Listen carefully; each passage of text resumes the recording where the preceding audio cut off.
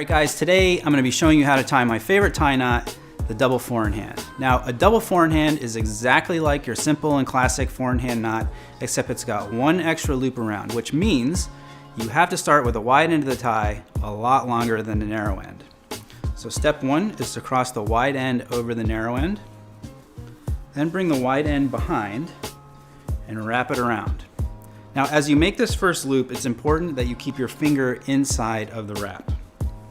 Next, you're going to bring the wide end behind one more time and then wrap it around again. Now, the coolest thing about this tie knot, in my opinion, is when you see people wearing it, you can actually see the double wrap. And the way you achieve this effect is when you bring the tie over for the second time, you leave a little bit of the first wrap showing. Next, you're going to bring the wide end up and over, and then while you're holding the two loops that you've made, thread the tie through. I always like to keep it straight as I pull it through because that helps make a great dimple. So tighten the knot, adjust it, and that is how it's done.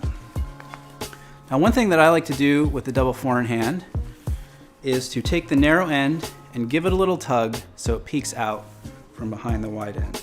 I like how that kind of offsets the pattern a little bit, and it gives the tie a little bit of a unique look and different texture in a way. So this is a great knot, and one of the reasons I really love it is because I have a shorter torso. So a lot of ties end up being really long on me. So the fact that we're making the extra loop around, it kind of shortens the tie, and it's great for people like me with a shorter torso. It makes the ties look much more proportional. It's a great knot for that. Plus, it just looks really, really cool. So very simple, that's how to do it. If you like this video, give it a thumbs up and be sure to subscribe to the channel. Leave a comment below, let me know what video you'd like to see next. Follow us on Instagram, visit the website, you know, all that good stuff. So thanks for watching, and I will see you next time.